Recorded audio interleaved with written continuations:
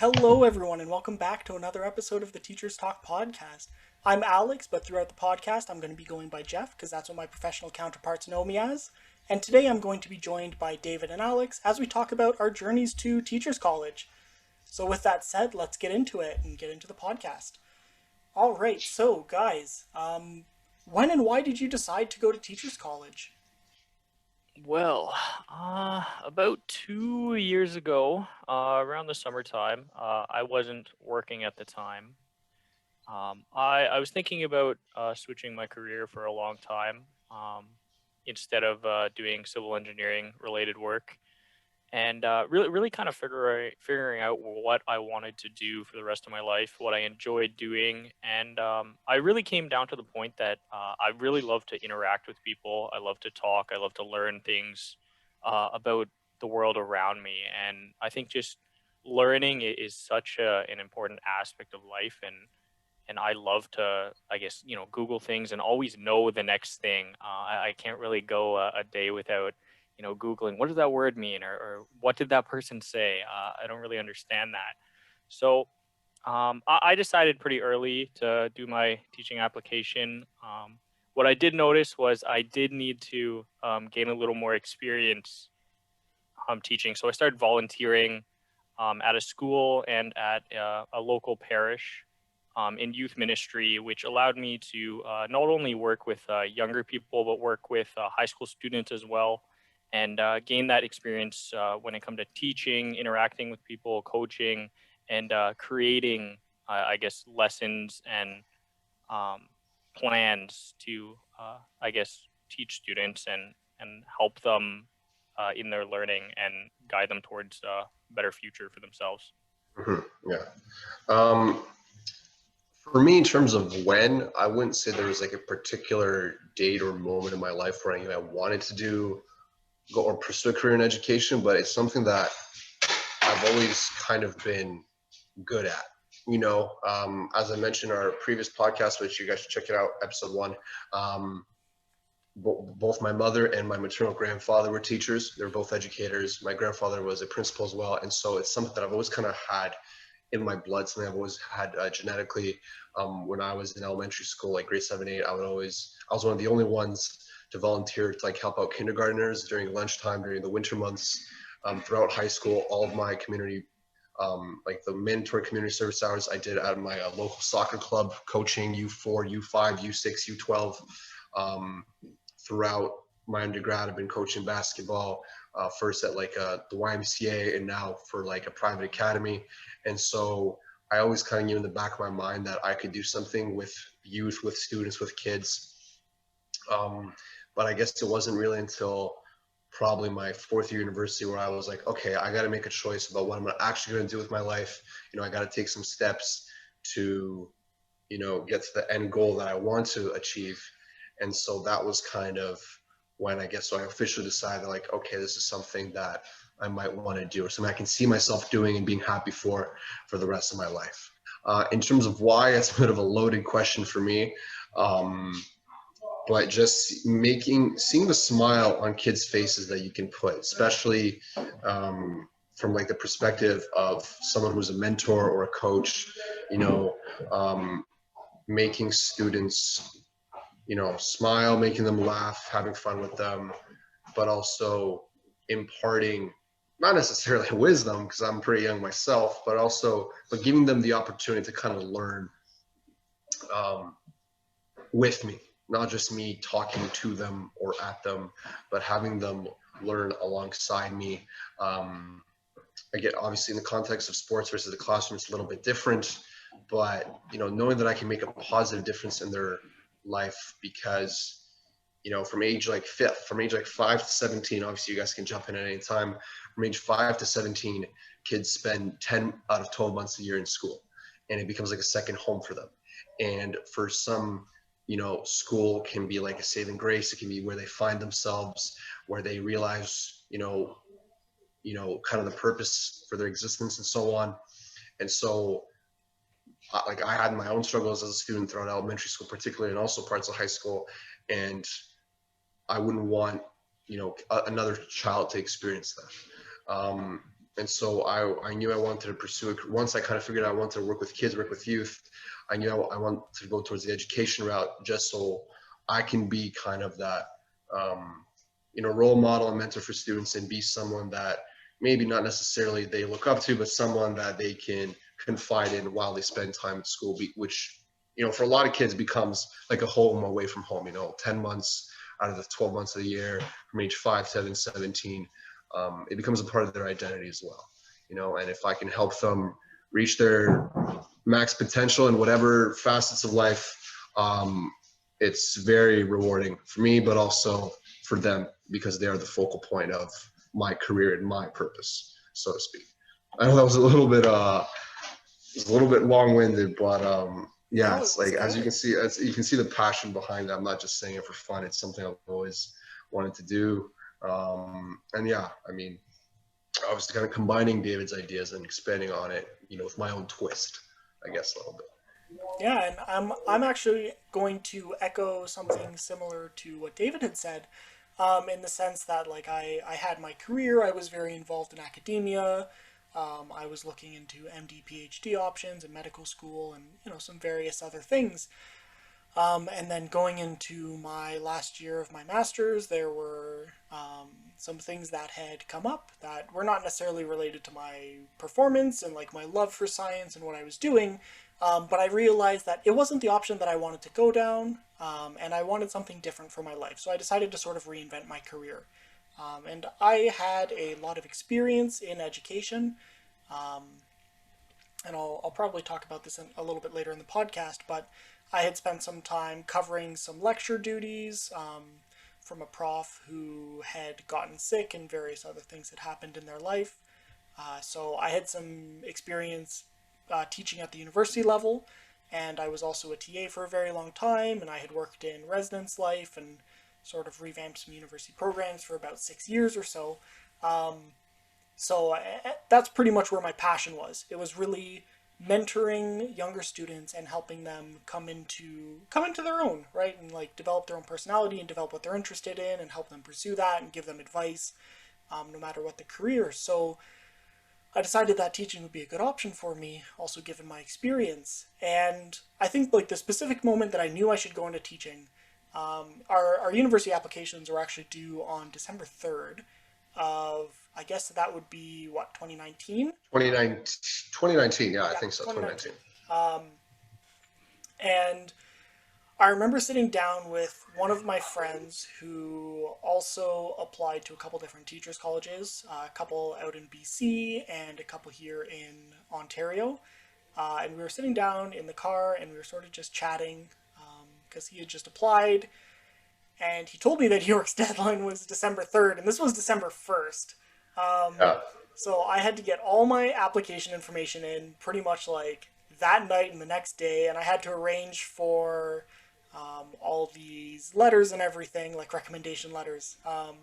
And now York had a separate deadline for recommendation letters coming in, but like I applied December 2nd for the December 3rd deadline. I just had like this big aha moment, like this is what I need to do. And that primarily stems from like my friend Adam.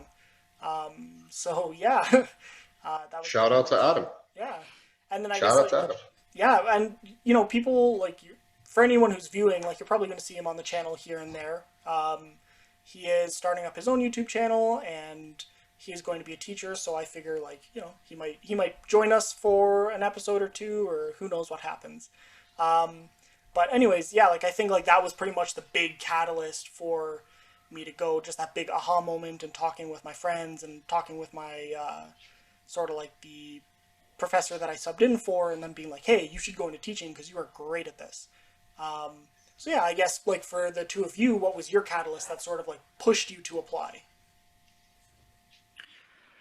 So I honestly didn't really have that crazy catalyst that really pushed me into teachers college. I think that I've always, I guess, known that I wanted to do something with people, and I guess helping others learn.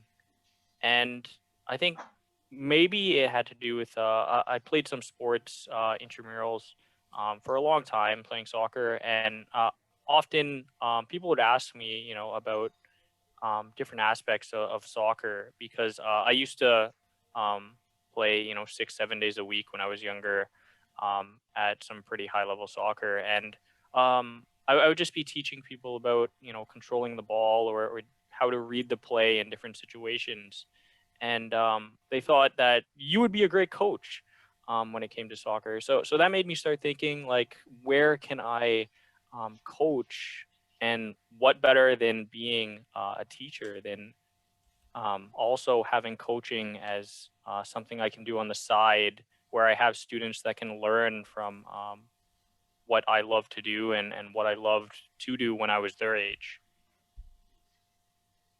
For sure, for sure.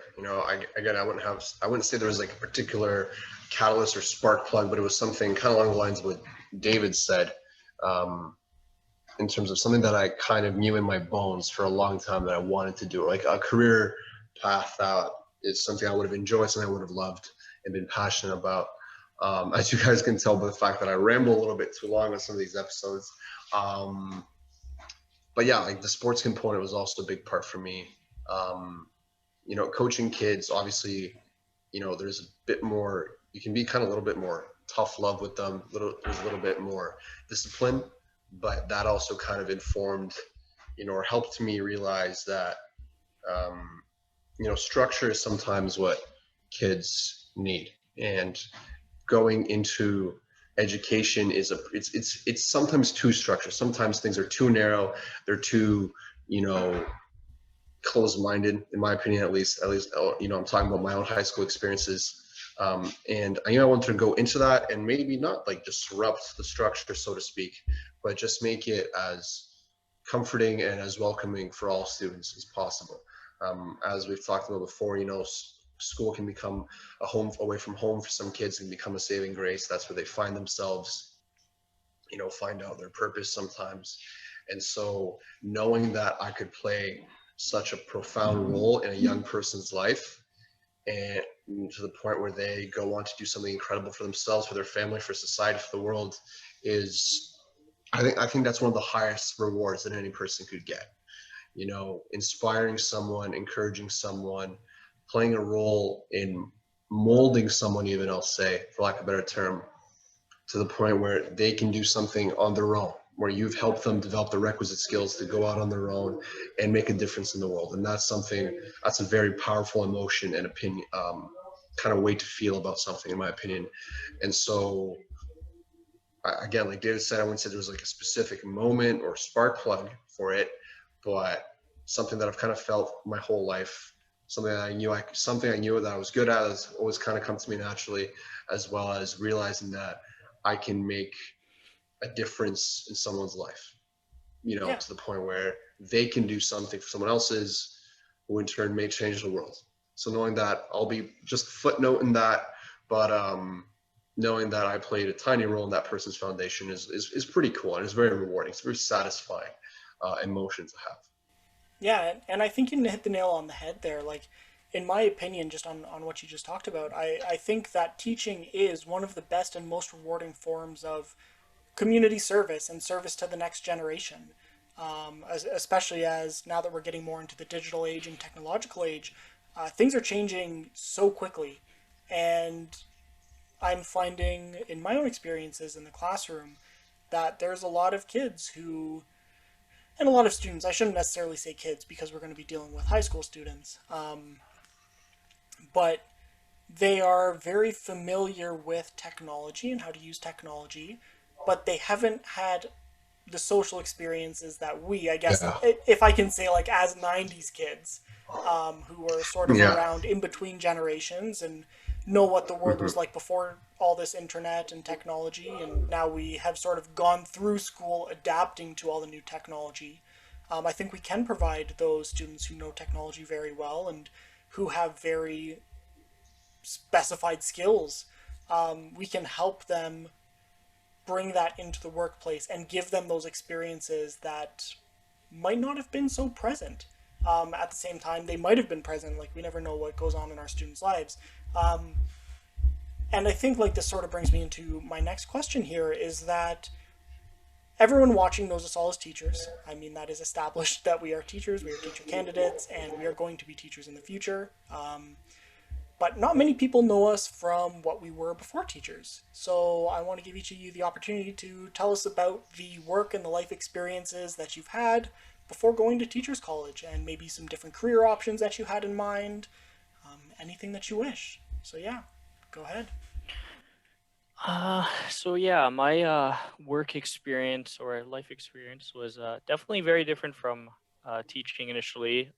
Doing a civil engineering undergrad and a structural engineering major. So looking into, I guess, designing and really constructing and planning out buildings and projects, or for things that don't move. So the civil engineering world. And I did a bit of land surveying for a bit because I enjoyed being outside. It gave me the opportunity to, I guess, move around and be active in my work instead of sitting at a desk, which a lot of my friends did not enjoy and have since moved into construction management and things like that. But they knew that I wouldn't be enjoying that type of work. I've never really been the biggest advocate for Sitting. AutoCADing and sitting all day, Yeah. Yeah. which they didn't find too big of a problem. But my personal life experience, I think, has led me to teaching because I've always enjoyed like peer-to-peer tutoring and helping others, and also, well, not just helping others, but having them help me um, in an exchange of like, I guess, information, where if I teach someone chemistry, they would teach me something in math, and just kind of benefiting each other over the course of my life.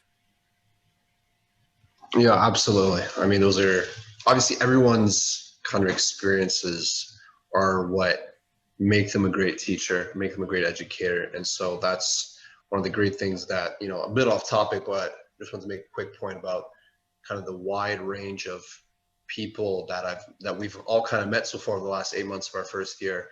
Everyone's so different and unique and fantastic in their own ways. And so that's just one thing I wanted to touch on. But in terms of my own kind of work or life experience, first like big job, I used to do like some small jobs in high school. My first big job was work at the YMCA of Oakville. And over from July 2017 up until a few weeks ago when I officially left.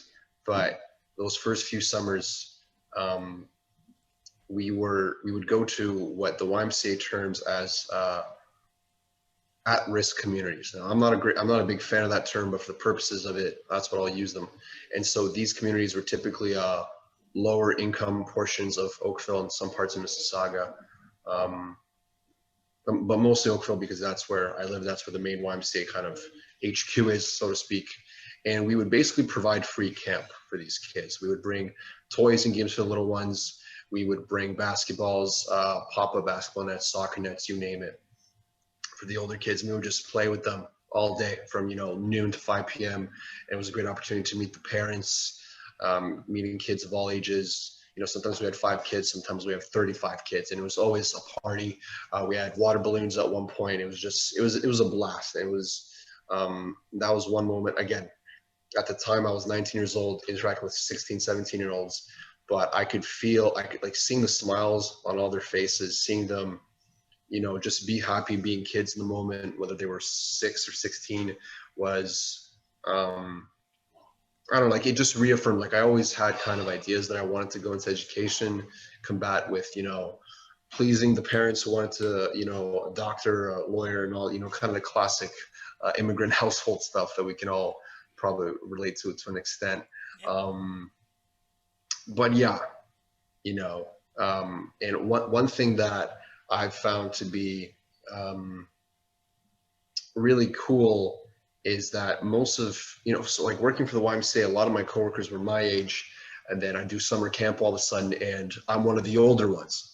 Most of my coworkers are high school kids, like they're 14, 15, 16, 17, and, having some more, not only life experience, but also experience with the YMCA kind of over them, I took a bit of a senior leadership role, saying like, okay, guys, we got to make sure X, Y, Z is done. Obviously, I wasn't the senior camp coordinator, because there was some politics involved with that Jeff Jeff talked a little bit about politics, I think, in this episode and episode 2, which you guys should definitely check out. But that was the first time, I think that was summer 2019, when I had direct like interaction with high school kids in terms of working with them and not just, providing programming for them. Right. And so that was a cool experience. I really enjoyed that. And it gave me, again, having been 21 at the time, I was a bit removed from high school, but it was still recent enough to the point where I could connect with the kids and they would tell me about their experiences, and just trying to learn as much as I can to progress, not necessarily just as a teacher, but as a human being as well. Because teachers, we're people first, as obviously everyone is, and like educators, teachers second, but like it's one and then two's right here, right?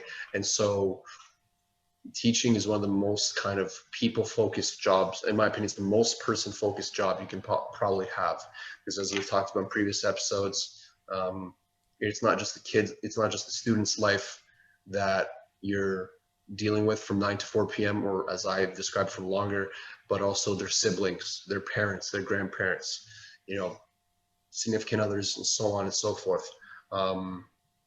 And having all those kind of experiences, I think, was really kind of cemented that I knew that this was the path that I wanted to go to.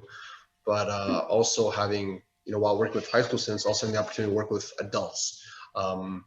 In the basketball academy that I've been at, as I mentioned in previous episodes, most of my coworkers are in their 30s and 40s. Some of them are in their 50s. These are guys who have played Division I basketball, guys who've played professionally, guys who've been on the Olympic team, represented our country. And so learning from them and their years of experience, working with kids, working with teenagers, working with university level players and so on, kind of like it's a brand new perspective that I didn't even realize, and that I've come to appreciate a lot more over the last 14 months that I've been with this academy. Again, a bit of a long-winded answer, so you two feel free to chime in whenever you want.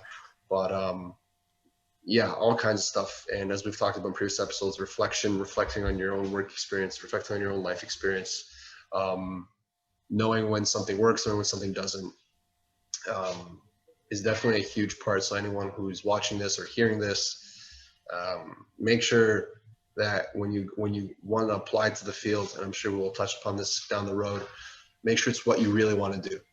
Make sure that it's something you're passionate about, something you're willing to put in the extra hours for, especially early on in your career.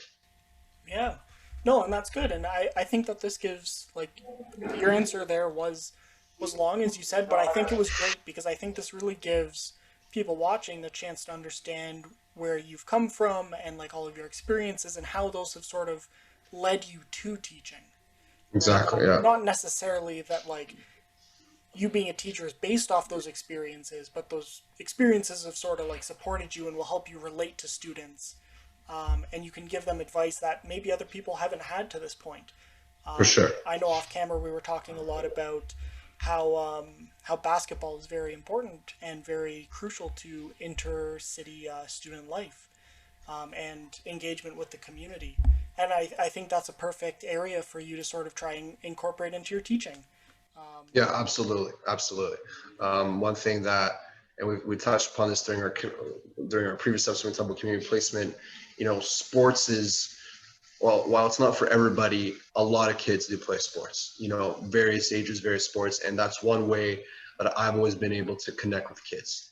Playing competitive basketball, competitive martial arts, having done swimming, tennis, soccer at various levels, I can connect to kids in a different way. As David said, he played soccer very competitively at a high level, and we talked about a little bit about this off camera, but that's a great way to reach someone. Because obviously while academics are important in a student's life, and Jeff, you can speak to this, you played hockey for a long time, sports and physical activity are also a huge part of students' life, especially nowadays where we're being told to stay at home as much as we can, where, our physical movement is kind of restricted, emphasizing the importance of being active and, connecting to people in that aspect of life. It's huge stress relief. Whether you go to play on Division I, play professionally, whatever, just having having sports and having, physical fitness be a part of your life is huge for your mental health. as I'm sure we'll touch upon down the road. But Yeah. yeah, it's definitely a great, sports is a part of culture, and for a lot of people, and it's just a good way to connect with people. You can have discussions, and you can produce life lessons through sport as well, right? Yeah. Sometimes school can be like, we all know, I mean, we can all kind of say this honestly, school sucks sometimes for 5-year-olds, it sucks for 15-year-olds, it sucks for 25-year-olds at times. And so, if you can connect, if you can impart life lessons, life wisdom through sports as well, which is something I found myself doing for, high school, is something I've been on the recipient end of as a former high school athlete and everything, athlete outside school sports as well. Um, it's just a huge part. It can be a huge part of someone's life. And Yeah. I'm glad we had the opportunity to touch upon that. Yeah, and I was actually going to talk about more of my professional experience, but I do think that this is actually a good opportunity for me to jump in with a little bit of my sports experience. Because as you sort of mentioned, Alex, I did play hockey at quite a high level for a number of years, and I had also played lacrosse and rugby and football during my time as well as a youth, which isn't so far ago, but Youth. it is a little bit. Been Youth. out of high school for about 10 years or so, so yeah, but yeah, like I do think that sports is a great way of not only bringing community together, but teaching people vital collaboration skills such as teamwork and leadership and interpersonal skills. I was the captain of a city hockey team for a very, very long time. Probably, I want to say probably about 8 or 9 years.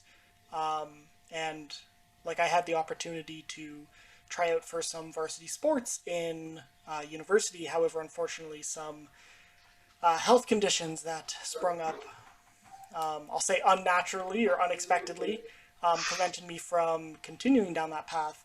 But I do think that there's a lot to be gained from sports and everything else. And I do think that it's good for teachers to have an experience working with sports or, working with a high school sports team. Not only for their teaching, but also to get to know their kids, to get to know and understand the community better, and the school community and what they care about. It's a great way of getting students involved. Um, but yeah, and I'm just going to quickly go into my professional experiences because not too many people know about my past experiences on the channel yet. I don't know if I've made a video about it. But as for me, like I'll run it in a similar format to Alex. So I'll start off like my first big time job was when I was in grade 11. And I also did this job in the summer of grade 12. So I was a TA for summer school for students who had failed courses during the regular school year in the Peel District School Board and needed to make those courses up over the summer in order to graduate or to progress to the next grade. So for about 2 summers in a row, I was a TA in a high school mathematics classroom in the inner city. And I thought like that was a great experience, and I absolutely loved it. And that was sort of my first teaching experience. And I don't understand why I never thought that I could go into teaching after that, but for some reason I had in my head, like as you Yeah, mentioned, you have to Alex, wake like up a little bit. Yeah. yeah, like with sort of like that immigrant household from like with parents from Eastern and Southern Europe, um, very big on like doctors and the medical profession. And I Yeah. mean, they came to Canada to give their family a better life, and that's what they wanted. And like I know Alex, you had discussed like you were thinking about going into the pharmacy for the longest time, and we'll touch on that in another episode. But yeah, like for me, like I really started to go down the academic route. So in all of my summers and any time that I had off of school, and in my co-ops as well, like I had so much work experience. Like I pretty much worked my way through university. Any second that I had, like I was doing something. So for example, I have about 2 years work experience in like cumulative in analytical chemistry, analytical biochemistry, and plant biochemistry. I have about a year's experience in mechatronics and mechanical engineering. I worked for about 6 years in student life and student affairs, and much of that time I was in charge of student residences and planning events for students and planning like educational lessons for students, which again sort of like screams teacher, and I Yeah. never thought about it. Um, Hmm. what else did I do? I guess part of my university experience was also geared towards auditing and overviewing university-run programs. So, for example, at the school I was at, they had a professional development program for everyone who was in their co-op programs, and there were also separate experiential learning programs, one of which I helped start up and develop the courses for, which students had to take whether it was during their summers off, if they wanted an extra accreditation on their degree, or if it was a part of your co-op program, well, that was a part of your degree. So I developed classes for that and sort of overhauled some of the program. I met with students and, again, taught them how to like write resumes and cover letters and interview skills and how to discuss like your personal experiences without bringing like a negative light on anything, and like how to market yourself. And again, I'm saying teaching, teaching, teaching, and it never occurred to me. So I guess like that's my little rant on my experiences, and Yeah. I do think that those are all sort of very valuable for someone to have. And that is going to bleed a little bit into my next question here. And this will probably, the podcast has been going for a little bit now. So this will probably be the last question that I ask to you guys in this episode. But based on the experiences that you've had, what particular experience or experiences would you recommend for students looking to go into teachers college to have? So my biggest recommendations wouldn't particularly. I guess I can't really put a finger on one single experience that I would say is better than any other. But I personally think you should just volunteer for whatever you're interested in, regardless of if you have any experience playing soccer, for example, or coaching a team, or tutoring in a subject that you're not 100% comfortable in, just to take that extra leap and see what you're good at, see what you can add to the learning experience, and you can always grow and develop professionally or personally from those experiences. Because I feel like I didn't do enough of these things when I was younger, and I wish I had, just to work on my own professional development. And I'm, playing catch up now as much as I can, but just volunteer in anything, regardless of if you have the experience in it, because you can always learn from a mentor or a peer. Yeah, absolutely. Obviously, all great points. Um, we've talked about our community placements in our previous episode, and we've talked about, and I'm sure this theme will kind of continue throughout future podcasts and the show, about how kids, we're not just receiving them from 9 to 4 p.m. We receive them before school, after school. We receive their family experiences, we receive their culture, their religion, everything that goes on in their community and their personal lives. We see that and we receive that as teachers. And the best way, if you're already set on a career in education, you kind of know what age group you want to go to. Obviously, getting as much exposure to that particular age group as possible is fantastic, whether that's camp, through coaching, through tutoring, through peer mentoring, and so on. But put yourself out there in the community, expand your horizons. And I'm not trying to say that in like a rude or a mean way, but expand your vision as much as you can. While you want to have experiences that are kind of specific to children and education and that type of stuff, working with youth, you also want to make sure you have experiences that relate to the community. So